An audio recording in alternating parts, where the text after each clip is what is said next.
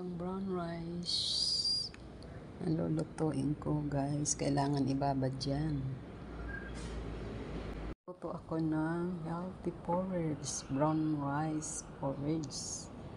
Ito ang ilalagay ko. Lotus seeds. Yam Chinese o Waisan. Ito, ano ba yung pangalan niya? Nakalimutan ko na yan. Ito, basta yung dry, ano din to, nakalimutan ko na. Ito naman yung kinsi, ito yung herbs din.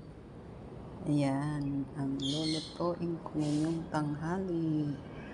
Pero kailangan to ng ibabad ng, kasi dry na dry, ibabad ng mainit na tubig at hugasan.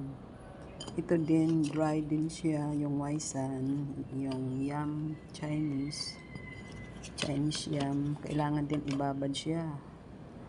Lahat kailangan ibabad. At hahaluan ko to ng pork ribs. Ayan, ito yung pork ribs na ilalagay ko.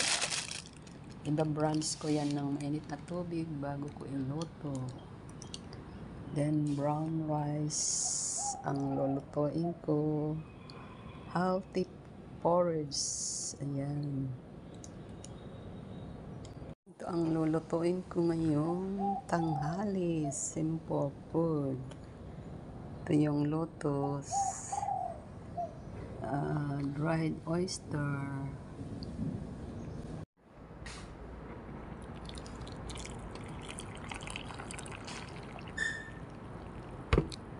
Ibabad ng mainit na tubig, guys.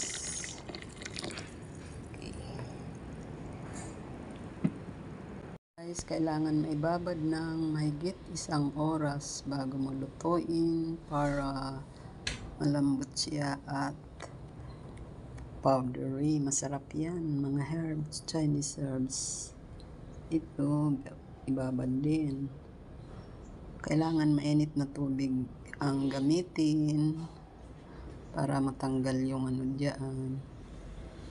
At ito din, nakababad na sa bigas. Hinalo-halo ko na lang. Mamaya pag nahugasan ko na yan, saka ko ihalo dito at dadagdagan ko pa ito ng tubig.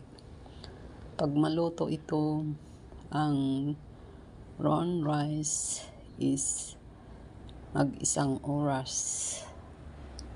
Need talagang ibabad ng matagal para masarap siya mamaya at madaling maluto.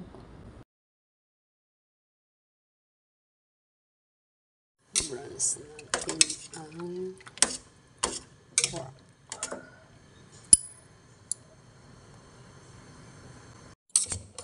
Browns din.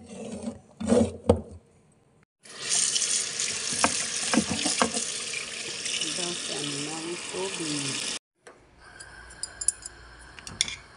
Ayan, guys. Yan, kumukulo ng aking lugaw. Brown rice porridge. Healthy. With pork and herb. Guys, maluluto na. Ayan. Ito ang lugaw ko. Guys, ganito ang lugaw. Brown rice porridge. Healthy porridge. Ito yung Waisan. O yung Chinese yam. Yan o, very nice. Chewy. Ayan. Lagyan lang kaunting asin or soya sauce.